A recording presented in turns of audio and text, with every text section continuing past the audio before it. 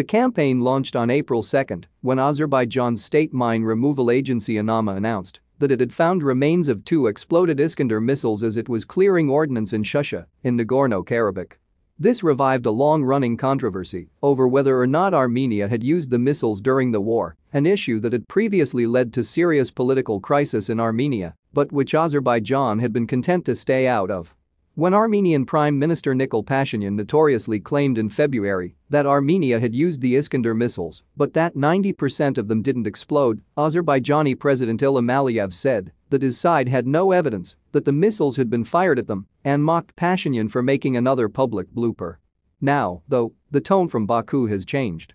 And Anama's announcement included an extra spicy accusation that the missiles used against Shusha were not the Iskander-E variant, designed for export and which Armenia was known to have had, but the M variant, which is known to be operated only by Russia. And the report has been followed by a seemingly coordinated PR campaign against Russia of the type that is often seen when Baku wants to make things difficult for Moscow. As usually happens in these kinds of cases, senior Azerbaijani officials, including Aliyev, have been relatively muted, taking a just asking questions tone. On April 12, at the official inauguration of a new military trophies park, where the Iskanders were on display, among far more notorious exhibits, he said, Armenians fired at Shusha with these Iskander-M missiles. Where did the Armenian military get these missiles from? They shouldn't have had them. The next day, Aliyev reported that in a phone conversation with his Russian counterpart Vladimir Putin 2 weeks earlier, we discussed this question.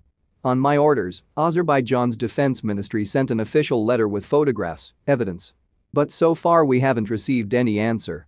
The Iskander-M, the remnants of one of which were discovered in Shusha, is in the sole possession of the Russian Federation, wrote Asmira Jafarova, an analyst at the state-run think tank Center of Analysis of International Relations. The story behind this discovery definitely has a dark side that needs to be clarified, as the absence of plausible answers may generate dangerous speculation. Another analyst, Elchin Mirzabeli, suggested the M variant had been supplied illegally to Armenia. These missile systems were illegally delivered to Armenia by criminal groups engaged in the arms trade, Mirzabeli told the local news site Azernews.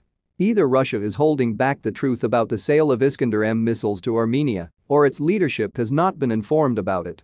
Anyway, the fact must be seriously investigated. Russian officials have repeatedly denied it.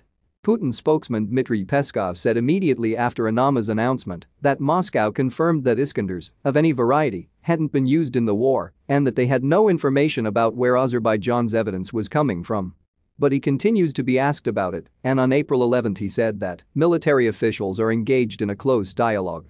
All corresponding questions are being discussed.